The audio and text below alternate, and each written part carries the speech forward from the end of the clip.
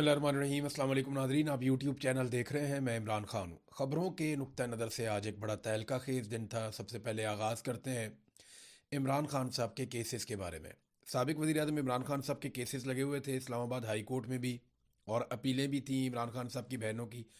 उनके ऊपर भी कोई अमल दरामद नहीं हुआ। सुप्रीम कोर्ट ऑफ पाकिस्तान के अंदर से भी एक मैटर जो है इमरान खान साहब का केस, वहाँ पर भी अपील की गई थी, उसमें भी कुछ नहीं हुआ। बल्कि हाई कोर्ट में अजीबोगरीब सूरत हाल पैदा हो गई।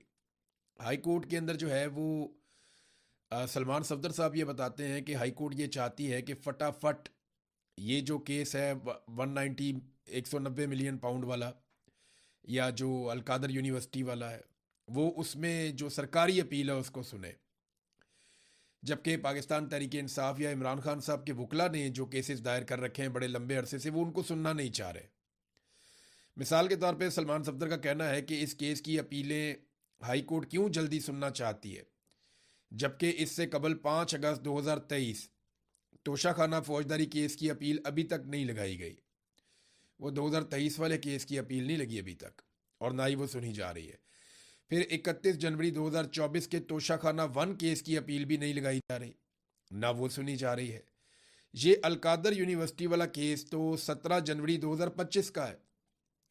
तो अदालत इस अपील को ही पहले क्यों सुनना चाहती है? साफ बात है कि अदालत को हुक्म दिया गया है कि इस केस में इमरान खान साहब को सबसे पहले टारगेट किया जाएगा। आज जज साहब कह रहे थे जी दलाइल आप शुरू कर दें सलमान सफदर साहब को, वरना दलाइल जो है वो नैब के वकील शुरू कर देंगे। इस पे उन्होंने कहा जी मेरी इमरान खान साहब से मुलाकात ही नहीं हुई। मैं अपने क्लाइंट से मिलूंगा तो मैं उसका मुकदमा लड़ूंगा ना। मैं उसकी इजाज़त के बगैर कैसे ये मुकदमा लड़ सकता हूँ? तो इस पे जज साहब दबाव डाल रहे थे। तो लतीफ़ खोसा साहब का एक ताल्लुक भी है जज साहब से, वैसे यहाँ अदालतें ऐसी ही चलती हैं। वो आए रुस्तम पे, उन्होंने कहा जी हमें 2 हफ्ते का वक्त दे दें, हम इमरान खान साहब से बातचीत करके बाद में ये केस लड़ लेंगे। तो फिर जज साहब ने 2 हफ्ते के लिए टाइम दे दिया। तो अब फिलहाल 2 हफ्ते की यहाँ पे एक टाइम ड्यूरेशन मौजूद है पाकिस्तान तहरीक इंसाफ के वकला के पास। सुप्रीम कोर्ट ने सजा मुअत्तली के इस्लामाबाद हाई कोर्ट का जो फैसला है, क्योंकि इस्लामाबाद हाई कोर्ट ने सजा मुअत्तली का मामला नहीं सुना ना इमरान खान साहब का, वो कह रहे हैं जी हम मेन अपील सुनेंगे, जो हुकूमत चाहती है वैसे करेंगे। तो इस पे सुप्रीम कोर्ट के अंदर पाकिस्तान तहरीक इंसाफ के लोग ले गए थे केस को। इमरान खान और बुशरा बीबी की अपीलें वहाँ चली गई थी। तो उस पर सुप्रीम कोर्ट ने एतराज़ आयद कर दिया और दरखास्तें वापस कर दी। एतराज़ यह आयद किया गया कि नैब कवानीन में तरमीम के बाद ये जो मरकज़ी अपील समेत जो सज़ा मुअत्तली का मामला है, ये वफाकी आइनी अदालत सुन सकती है। लिहाजा अब आप इस मामले को आइनी अदालत में ले जाएं। सलमान सफदर इस फैसले पर यह कहते हैं कि जमानत का मामला सुप्रीम कोर्ट सुन सकती है। तो जनाब रजिस्ट्रार ऑफिस के एतराज़ात के खिलाफ वो कह रहे हैं जी हम चैम्बर में अपील दायर करेंगे। लेकिन आप देखें ना निज़ाम कैसे काम करे, वो कह रहे आइनी अदालत में ले जाओ। अब आइनी अदालत वो है जो गैर आइनी एक तरमीम जो की गई आइन के अंदर, जिसमें आइन का हुलिया बिगाड़ दिया गया, उसके नतीजे में एक मिलिट्री एस्टेब्लिशमेंट ने अपनी मर्जी की अदालत बनाई थी, आइनी अदालत। और वो आइनी अदालत इसलिए बनाई थी ताकि किसी किस्म की प्रॉब्लम मिलिट्री एस्टेब्लिशमेंट को अहम केसेस में ना हो। अब वो कहते हैं जनाब कि जो केस हमारी मर्जी का है वो उस अदालत में शिफ्ट करो। तो ये एतराज़ आ गया सुप्रीम कोर्ट से। ये आपके सामने है।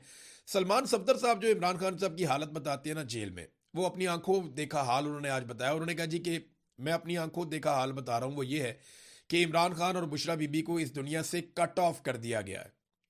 उनको बच्चों तक से बात नहीं करने दी जा रही। टीवी, अखबार, किताब, सब पर पाबंदी है। जेल में किसी से दुआ सलाम करने पर भी पाबंदी है। फैमिली से मुलाकात हुए 7 महीने गुजर चुके हैं।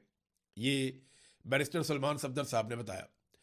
देखिए इमरान खान साहब के बारे में ना उन्होंने एक और बात बताई, और ये क्योंकि मैं पर्सनली इससे गुजरा हूं तो मैं आपको बता सकता हूं कि ये कितनी तकलीफ देह चीज़ है कि आपके पास कोई मुलाजिम आए या कोई बंदा आए जो आपको खाना देकर जाए, आप उसे सलाम करें और वो आपको सलाम का जवाब भी ना दे।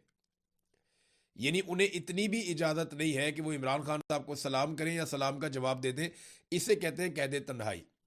ये मिलिट्री एस्टेब्लिशमेंट का एक तरीकाकार है दहशतगर्दों को डील करने का, कि उन्हें इस कदर कैद तन्हाई में रखा जाता है कि कोई उनके सलाम का जवाब भी नहीं देता, कोई आंख का इशारा भी नहीं करता कि बाहर कोई मामला ठीक है या नहीं है, कोई बात आपको नहीं बताते, आपको दुनिया से काट देते हैं। ये जो टाइम ड्यूरेशन है ये सबसे सख्त होता है। यानी मैं आपको ज़ाती तौर पे एक तजुर्बा बताता हूँ, मैं कमज़ोर आदमी हूँ, लेकिन मैं ये मुतालबा करता था कि यार मुझे टॉर्चर करने के लिए आओ, मेरे साथ बात तो करो। कोई आओ तशद्दुद करने आओ, मार कुटाई करने के लिए आओ, लेकिन बात तो करो। कोई मेरे साथ बात करे, कोई मुझे सलाम करे, मेरा नाम ले, मेरे से बात करे, मेरे सलाम का जवाब ही दे दे। तो ये बड़ी सख्त ज़हनी अज़ियत होती है, जिस अज़ियत में इस वक्त इमरान खान साहब को डाला हुआ है। और ये उनके वकील ने कंफर्म किया कि इमरान खान साहब ने उन्हें ये बात बताई है।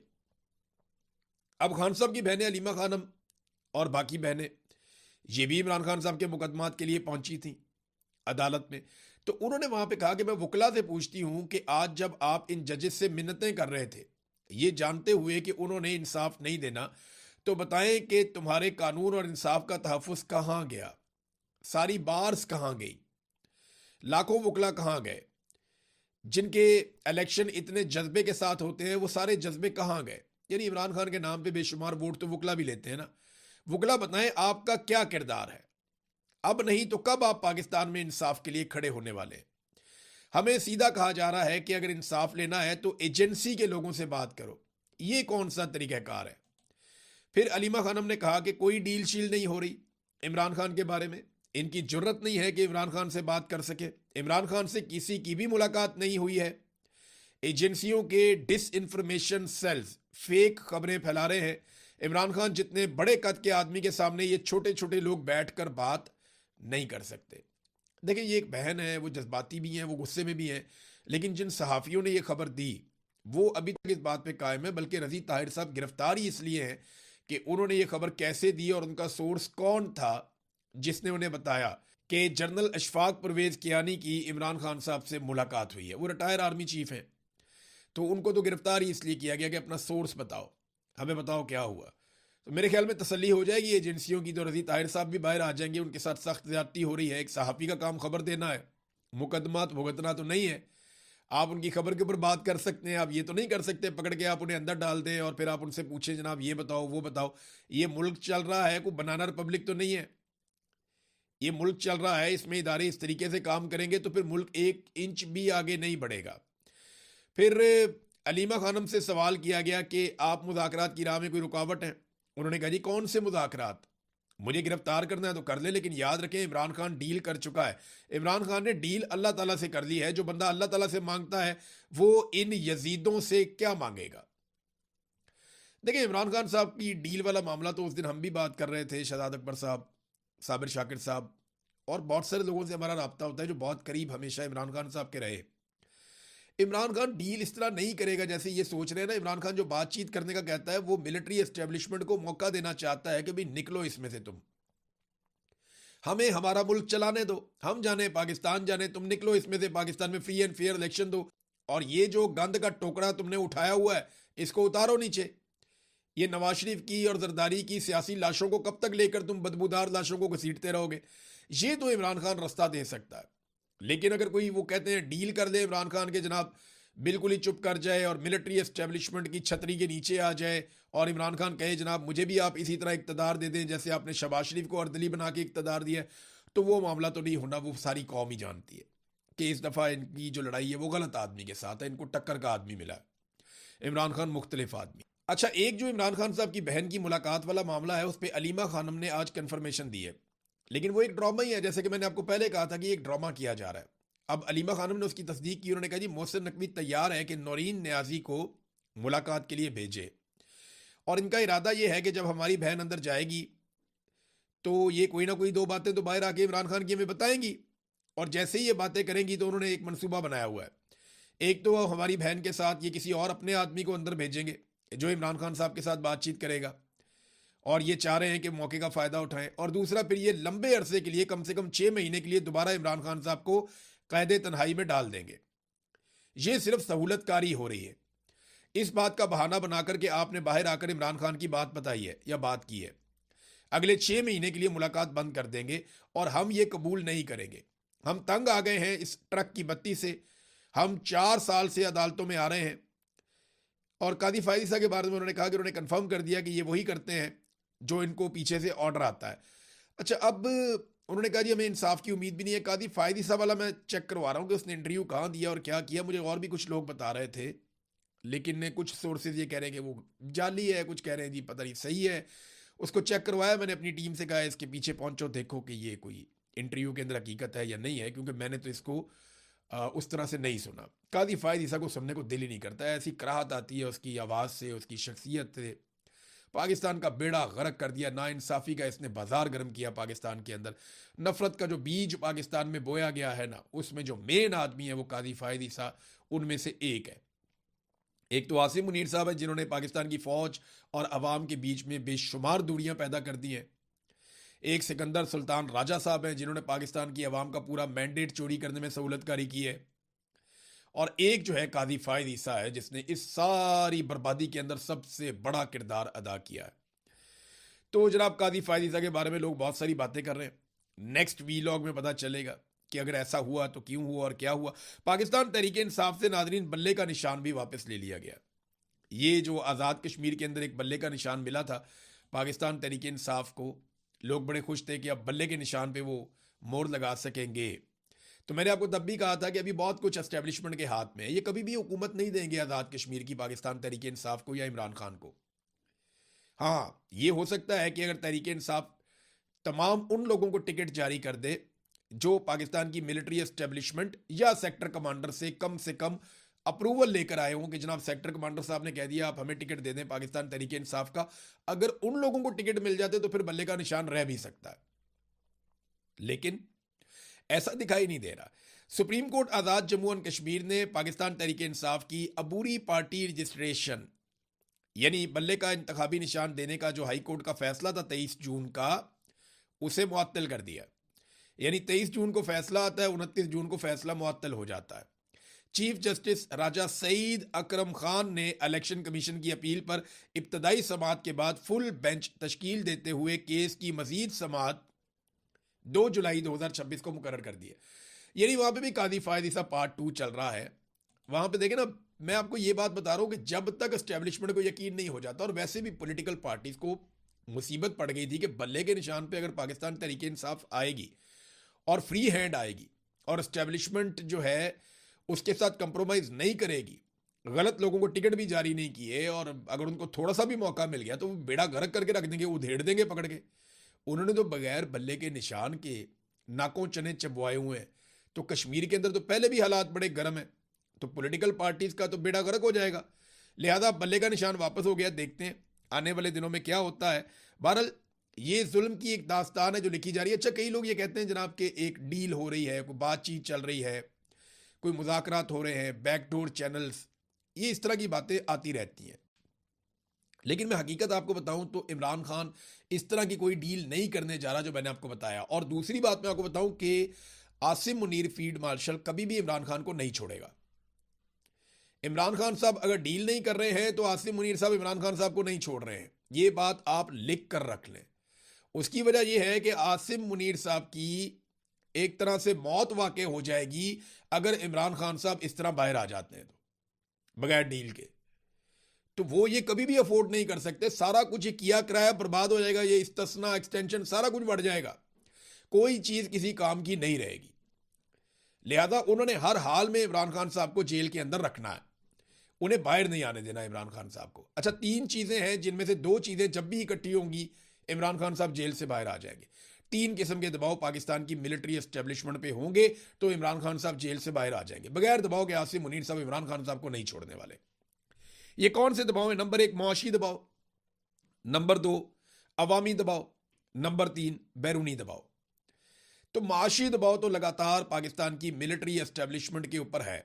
ये डंडा तो रोजाना इनके सर पे पड़ता है। ना सरमायाकारी है, ना मईशत चल रही है, गुर्बत बढ़ रही है, बेरोजगारी बढ़ रही है, महंगाई बढ़ रही है, आम आदमी के हालात बुरे से बुरे होते चले जा रहे हैं, कर्जों के अंबार लग गए हैं। तो ये जो मईशत की तबाही का जो सहरा है वो तो एस्टेब्लिशमेंट के सर के ऊपर बंधा हुआ है। अब बाकी 2 फैक्टर्स हैं, उन दोनों में से जब कोई एक आ गया तो आसिम मुनीर साहब को इमरान खान साहब को आज़ाद करना पड़ जाएगा। वो 2 फैक्टर कौन से हैं? नंबर 1 अवामी दबाव, नंबर 2 बैरूनी दबाव।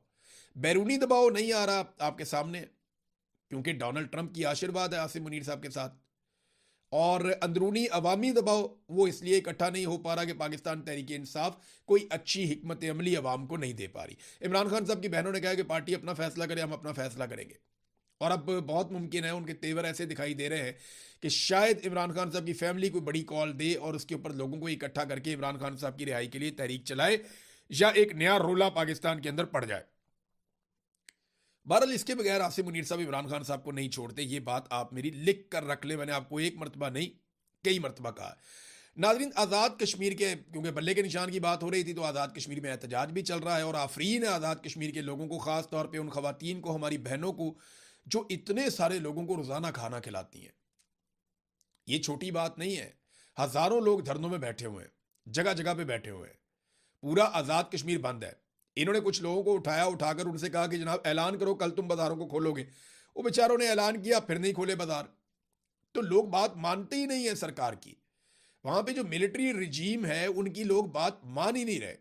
बहुत कोशिश कर दी मिलिट्री एस्टेब्लिशमेंट ने, वो एक बड़ा क्रैकडाउन करना चाहते हैं, लेकिन वो कामयाब नहीं हो रहे। और लगभग अब तो 1 महीना होने वाला है, यानी आप देख लें 20 दिन से ज़्यादा हो गए हैं।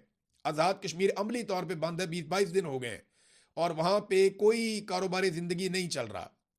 अब अपोजिशन के लोग, उन्होंने कोशिश की कि जाएंगे, जाके वो मिलें आज़ाद कश्मीर के लोगों को, उनसे बातचीत करें ताकि मसले को कोई हल करें, धरने ख़त्म हो जाएं, कि उनके जायज़ मुतालबात मनवाए जाएं।